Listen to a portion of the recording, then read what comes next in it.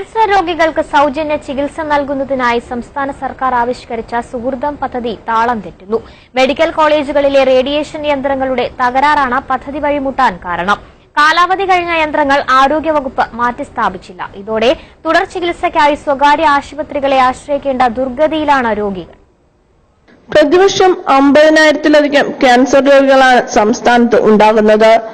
Cancer രോഗികൾക്ക് ഏറെ ആശ്വാസകരമായ സുഹൃതം പദ്ധതിയും താളം തെറ്റിയതോടെ പലരും വൻതുക മുടക്കി സ്വകാര്യ ആശുപത്രികളെ ആശ്രയിക്കേണ്ട അവസ്ഥയിലാണ്. റേഡിയേഷൻ യന്ത്രങ്ങളുടെ തകരാറാണ് പദ്ധതി താളം തെറ്റുന്നതിനുള്ള പ്രധാന കാരണം. സംസ്ഥാനത്തെ 6 മെഡിക്കൽ കോളേജുകളിലായി 100 യന്ത്രങ്ങൾ വേണ്ട സ്ഥാനത്ത് ആകെയുള്ളത് 20 റേഡിയേഷൻ ഉപകരണങ്ങൾ മാത്രമാണ്.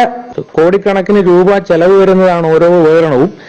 അത് കേടായി കഴിഞ്ഞു കഴിഞ്ഞാൽ ഉടൻ നന്നാക്കി എടുക്കുവാനും, ഇല്ലെങ്കിൽ അതിന് ഒന്ന് കേടായാൽ മറ്റൊന്ന് ഉപയോഗിക്കാനുള്ള സംവിധാനം, ഇങ്ങനെയൊക്കെ അപര്യാപ്തതകൾ ഒരുപാടുണ്ട്. അതുപോലെ തന്നെയാണ് ക്യാൻസർ ചികിത്സയ്ക്കുള്ള വിദഗ്ധരുടെ എണ്ണത്തിലുള്ള കുറവ്. ഈ 2 പ്രശ്നങ്ങൾ മൂലം ക്യാൻസർ ചികിത്സയ്ക്കുള്ള സംവിധാനം കുറവാണ്. കേരളത്തിലെ മെഡിക്കൽ കോളേജുകളിൽ കൊബാൾട്ട് യന്ത്രങ്ങളാണ് ഉപയോഗിക്കുന്നത്. 10 വർഷം കാലാവധി കഴിഞ്ഞാൽ യന്ത്രങ്ങൾ മാറ്റി സ്ഥാപിക്കണമെന്നാണ് നിയമം.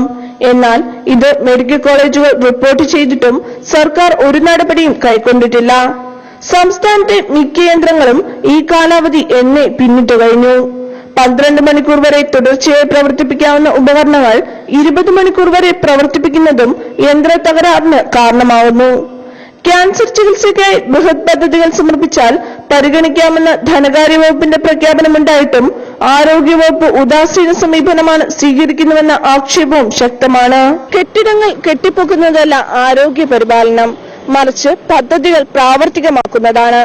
ക്യാമറമാൻ ഇമാനുവൽ തോമസിനോടൊപ്പം ഗിതു ജോണി, ജയ്ഹിന്ദ് ന്യൂസ്, കോട്ടയം.